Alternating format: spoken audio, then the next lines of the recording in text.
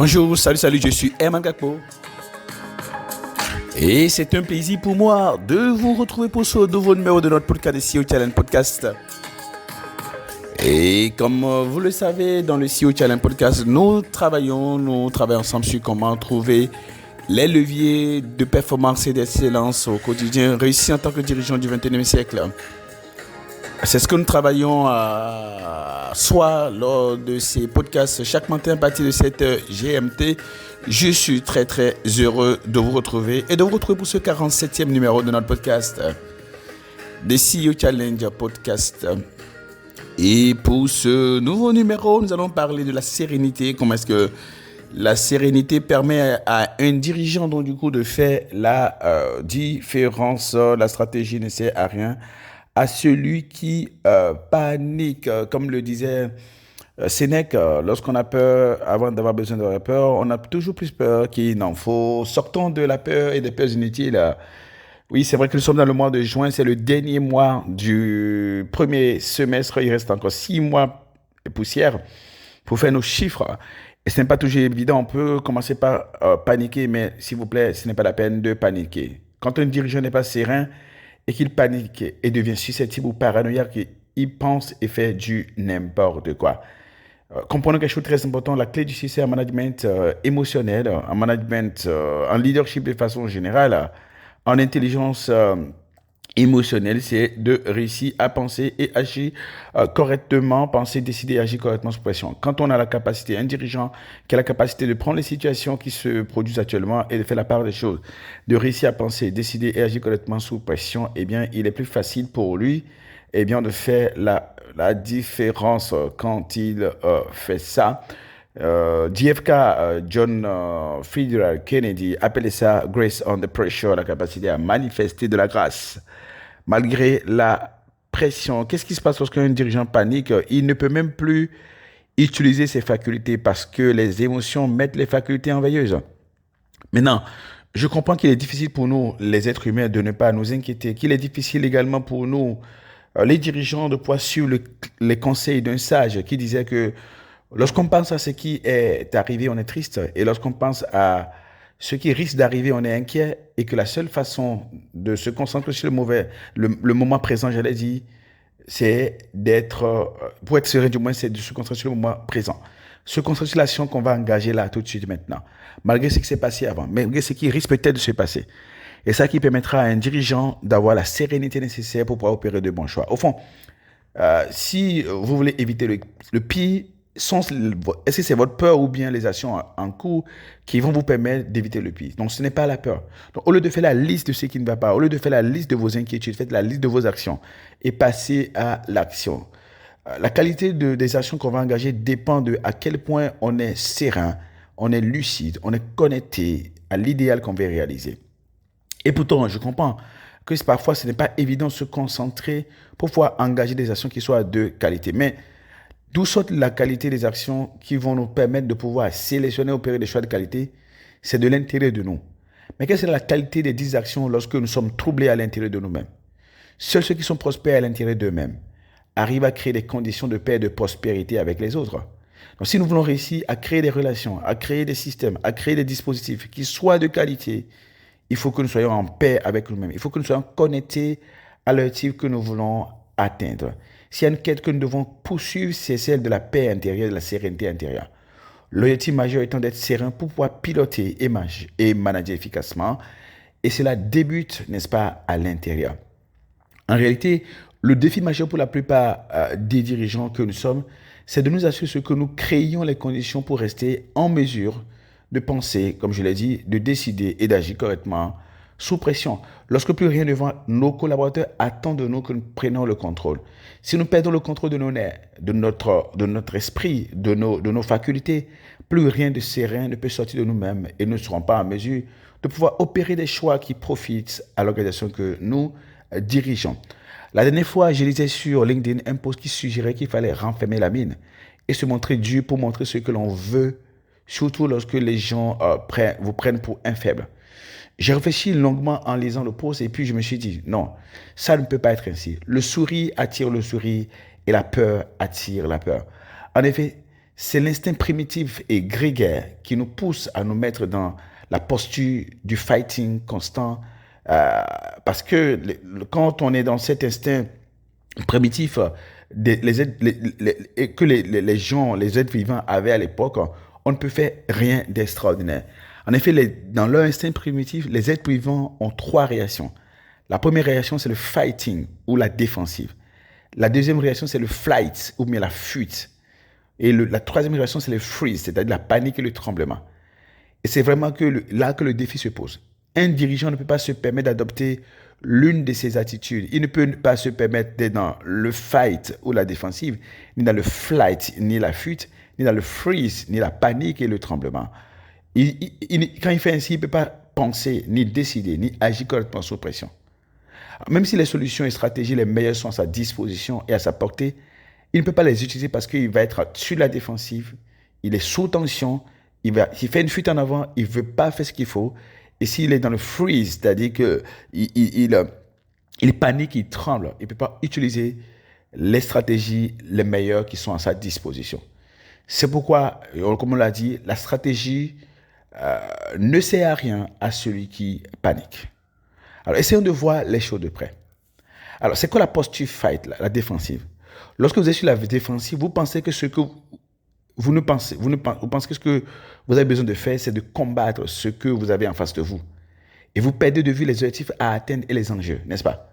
Même si vous êtes la personne du moins la plus, on va dire, intelligente possible, dotée de stratégies extraordinaires, eh bien, l'une des choses qui va se passer, c'est que vous ne les utiliserez pas pour atteindre vos objectifs. Et c'est ça le défi lorsqu'on est sur la défensive.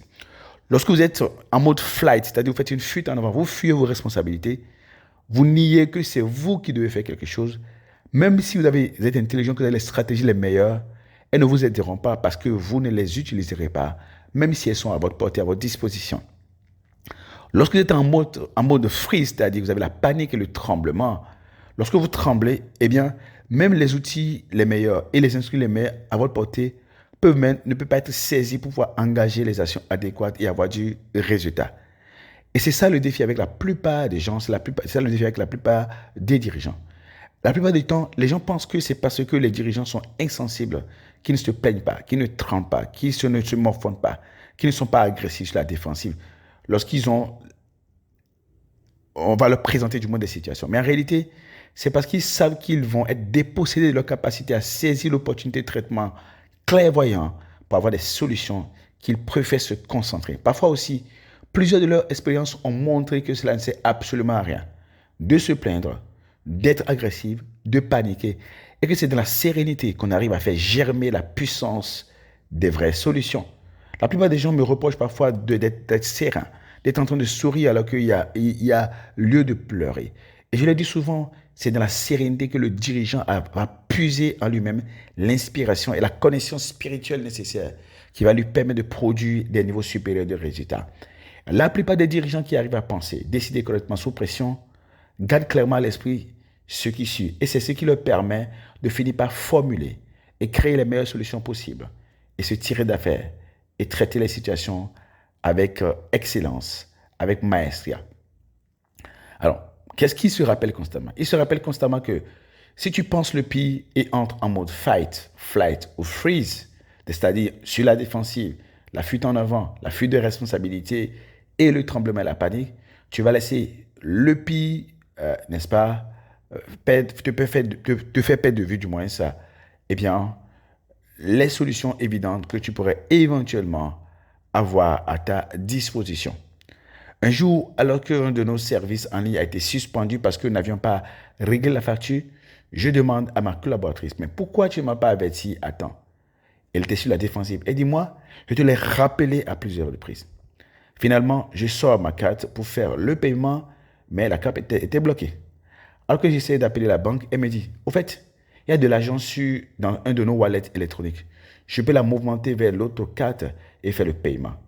Elle avait la solution, mais comme elle était en mode fight et en mode flight, donc sur la défensive et la fuite en avant, elle ne pouvait pas utiliser cette solution-là. Ce n'était pas à elle de trouver la solution selon elle. Elle m'a rappelé, n'est-ce pas? Donc, elle est sauvée. Donc, mais c'est quand elle est revenue à la responsabilité, et qui s'est dit, je peux y faire quelque chose, que la solution est venue, que la stratégie est apparue. Donc, vous voyez, en réalité, on a toujours les solutions à sa disposition, mais parce qu'on se dit que ce n'est pas à soi de faire quelque chose, on ne peut pas les exploiter. Eh bien, le chose qu'il faut garder à l'esprit pour pouvoir rester serein et trouver les solutions, c'est que le refus d'assumer et de faire face enlève la sérénité et la solution. L'être humain est doté, n'est-ce pas, pour gérer toutes les situations, du moins les plus complexes possibles. Nous avons dit qu'on a la possibilité d'être en mode fight, flight ou freeze. Mais nous n'utilisons nos vraies forces, la stratégie procédant donc de nos facultés, dans aucun des cas. C'est-à-dire que quand tu es sur la défensive, quand tu fuis tes responsabilités, quand tu trembles, tu paniques, tu ne peux pas utiliser tes facultés et ta capacité à pouvoir générer des solutions. Donc pour faire face aux situations, il faut de la sérénité. Mais la sérénité n'est possible que lorsqu'on assume. Quand on assume, on sécrète une hormone qu'on appelle l'ocytocine, qui est l'hormone du courage et de la confiance en soi. Lorsque cette hormone est générée, elle déclenche le sentiment de triomphe, c'est-à-dire la joie de la victoire anticipée. Cette joie de la victoire anticipée déclenche la sécrétion de l'endorphine, qui est l'hormone du plaisir, de la joie. Or, l'endorphine a la capacité génératrice, déclenche donc du coup la sécrétion d'une autre hormone qu'on appelle la dopamine. En plus de doper le corps et l'esprit, la dopamine déclenche la génération et la croissance des microneurones qui sont les centres de solutions nouvelles dans le cerveau. Vous comprenez ce qu'on gagne à être serein. Quand on est serein, quand on assume, quand on prend les situations en main, on sécrète l'ocytocine, l'hormone du courage et de la confiance en soi, qui fait sécréter l'hormone du plaisir, de la joie, de la confiance de pouvoir faire l'endorphine, qui fait sécréter la dopamine, qui va faire croître nos microneurones et générer des solutions pour nous. Et c'est pour ça que ça ne sert absolument à rien de fuir ses responsabilités. Parce que quand vous fuyez vos responsabilités, eh bien vous perdez courage et vous n'utilisez pas ces facultés extraordinaires qui permettent à n'importe qui de produire du résultat, aux dirigeants de produire du résultat. La troisième chose que je voulais mentionner, c'est que le mental permet de rester connecté à ce que l'on veut. Et la stratégie permet d'y arriver. Si tu ne te sens plus, si tu n'es plus connecté à l'objectif, la stratégie attendra, même si elle existe. Pourquoi ? Parce que comme nous l'avons dit précédemment, c'est la responsabilité et le devoir de devoir faire qui déclenche la sécrétion de l'ocytocine, laquelle déclenche la sécrétion de l'endorphine, qui déclenche la sécrétion de la dopamine, qui va doper les sources de solutions dans le cerveau, les microneurones. Mais la particularité de la perte de la concentration sereine, c'est la déconnexion avec nos objectifs et la mise en veille de l'obligation de devoir faire. Alors, que l'on soit en mode fight, flight ou freeze, on ne se sent plus obligé de devoir faire quelque chose. Du coup, on n'y arrivera pas, même lorsqu'on a les meilleures facultés, même lorsqu'on a les meilleures chances possibles, le potentiel d'y arriver. Et c'est pour ça que nous devons constamment assumer nos responsabilités. La quatrième chose importante qu'il faut se rappeler ici, c'est que le doute désarme la mobilisation stratégique et l'engagement opérationnel. L'une des conséquences du mode panique ou défensive, c'est qu'en plus de ne plus être concentré sur la recherche de solutions, on n'envisage même plus la possibilité de la solution. Alors, même si la solution est possible, on ne l'imagine plus. On ne croit plus que quelque chose dont du coup est possible. Ce qui crée automatiquement le désengagement. On tombe dans ce qu'on appelle le doute. Aussi basique que cela puisse être, lorsque vous doutez de la possibilité d'y arriver, votre corps et votre esprit se désengagent. Or, l'engagement continu du corps et de l'esprit, c'est ça qui permet de maintenir la mobilisation stratégique et opérationnelle pour finir par y arriver. Imaginez qu'un dirigeant est abattu par une mauvaise nouvelle.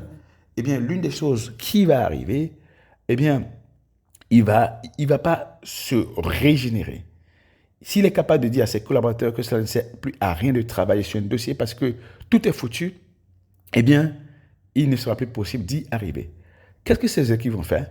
Elles vont se démobiliser parce que le boss a dit c'est plus la peine, on va rentrer pour aujourd'hui, c'est pas la peine, ça va pas marcher ce truc. Donc les équipes vont se démobiliser, même si elles étaient sur le point, n'est-ce pas, de trouver des solutions. Donc voilà ce qui arrive lorsque nous ne sommes pas sereins, nous ne sommes pas concentrés sur l'obligation de devoir faire, et même s'il y a la possibilité de trouver des solutions, on n'y arrive pas. Comme je l'ai dit, la stratégie ne sert absolument à rien à l'homme qui panique. Et donc, c'est ça qui fait que même si nous sommes en mesure de produire du résultat, nous n'y arrivons pas. Nous ne pouvons pas nous permettre de paniquer alors que nous avons besoin de rester mobilisés pour mobiliser nos équipes. Les collaborateurs ne croiront plus que c'est possible lorsque leur dirigeant, n'arrive pas à penser, décider et agir correctement sous pression. Donc, travaillez constamment votre capacité à être serein parce que comme vous le voyez, que ce soit de façon physiologique, mentale, émotionnelle et hormonale, on peut créer les solutions, mais cela nécessite qu'on assume pleinement, qu'on reste concentré sur ce qu'on doit faire, plutôt que de sur la défensive et la fuite en avant. Allez, on se retrouve demain pour un nouveau numéro de notre podcast de CEO Challenge Podcast. J'ai été très heureux d'avoir été avec vous. Cultivez la sérénité au quotidien, car la stratégie ne sert à rien à l'homme qui panique.